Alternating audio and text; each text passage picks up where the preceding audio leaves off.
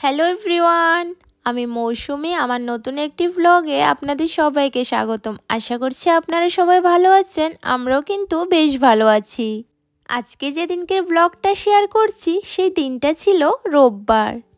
আপনারা তো জানেনই শনি রবি দুদিন এদেশের ছুটির দিন, তাই আজকে একটু ইচ্ছে করে ঘুম থেকে দেরি করে উঠলাম। ঘড়িতে এখন বাজে প্রায় 9:30।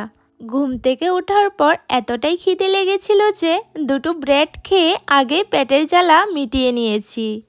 আজ যেহেতু ছুটির দিন তাই রান্নাটা আজকে একটু দেরি করেই বসাবো। ঘরটা আগে ভালো করে গুছিয়ে নিলাম।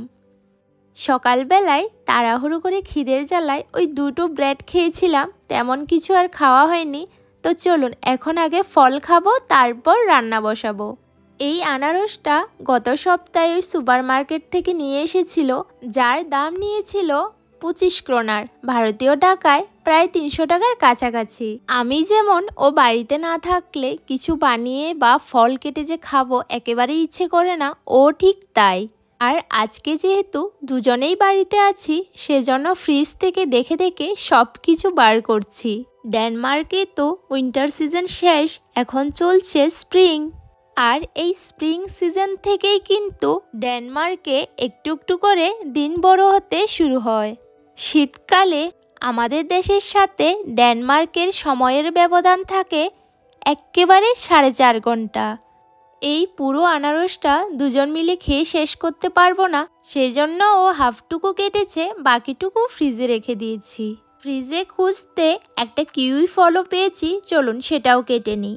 আজকের দুপুরবেলা থেকেই আমাদের দেশের সাথে ডেনমার্কের সময়ের ব্যবধানটা আরও 1 ঘন্টা কমে যাবে। চলুন ফল কেটে নিয়ে নিচ্ছি। এইবার বাইরে বসে একেবারে পেট পুরে এগুলো বেশ মজা করে খাবো। আগে 4.5 ঘন্টার তফাৎ ছিল বলে মা বাবার সাথে সময় মতো ভালো করে কথা বলতে পারতাম না, এখন তো 3.5 ঘন্টার তফাৎ হয়েছে। এইবার থেকে মন ভরে কথা বলতে পারবো।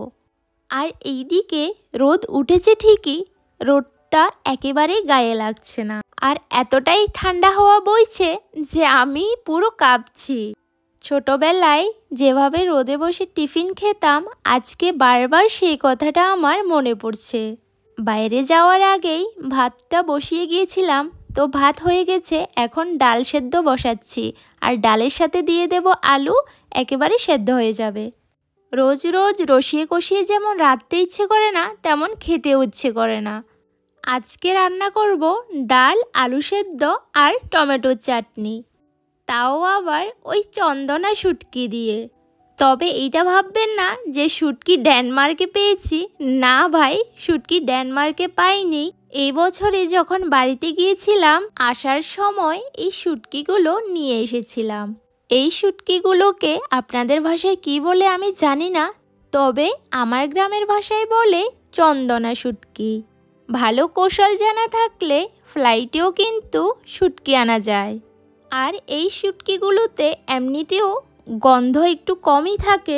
এগুলোকে ছোট ছোট করে পিস করে কেটে রোদে শুকিয়ে আঁচ ছাড়িয়ে তারপর 2-3টে প্যাকেটে মুড়িয়ে ওই বাক্সে ভরে লাগেজে করে নিয়ে এসেছি। ডালটা সেদ্ধ হয়ে গেছে, এইদিকে কড়াইয়ে তেল গরম করে শুকনো লঙ্কা, পেঁয়াজ আর ফোড়ন দিয়ে নিয়েছি। ডালটা হয়ে গেছে, এখন রান্না করব চাটনিটা। কড়াইয়ে তেল গরম করে শুটকিগুলো আগে ভালোভাবে ভেজে নেব। শুটকিগুলো যেহেতু বেশ কিছুদিন ধরে ফ্রিজারেই ছিল, এগুলোকে বেশিক্ষণ না ভাজলে ওই শুটকির ফ্লেভারটাই আসবে না। তারপর দিয়ে দিয়েছি কুচনো টমেটো, পেঁয়াজ, পরিমাণ মতো নুন, হলুদ, লঙ্কা গুঁড়ো, মশলা দিয়ে কিছুক্ষণ কষিয়ে নিলে ঝাল ঝাল একটা চাটনি রেডি। কি সুগন্ধ বেরিয়েছে জানেন? দেশের এই খাবারগুলোই আমরা দুজনেই অনেক মিস করি। মাছ মাংস ছাড়া এই চাটনি দিয়েই কিন্তু আমরা দুজনেই গপ গপ করে দুধালা ভাত খেতে পারবো। আমার বাড়ি তো ত্রিপুরায়, তো আমার জানা মতে ত্রিপুরায় এমন মানুষ খুবই কমই আছে যারা শুটকির চাটনি খেতে পছন্দ করে না। ওইদিকেও থাল বাসনগুলো মেজে ধুয়ে নিচ্ছে, আর এদিকটায় আমি পুরো ডাইনিং টেবিল থেকে শুরু করে ওই রান্নার সাইডটা মুছে নিয়েছি। এই প্রবাস জীবনে আমরা হচ্ছে দুজন দুজনের সঙ্গী। এখানে আমাদের আপন বলতে আর কেউই নেই। ও যখনই বাড়িতে থাকে আমরা দুজনেই প্রত্যেকটা কাজ মিলেমিশে করি। আর আমি মনে করি প্রত্যেকটা বাড়িতে স্বামীদের এমনই হওয়া উচিত। ঘড়িতে এখন বাজে প্রায় দুপুর 2টো।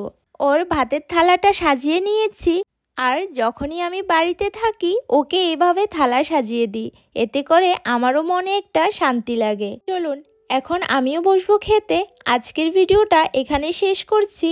আপনারা সবাই ভালো থাকবেন, সুস্থ থাকবেন। ভিডিও ভালো লাগলে লাইক, শেয়ার, কমেন্ট করে জানাবেন। টাটা।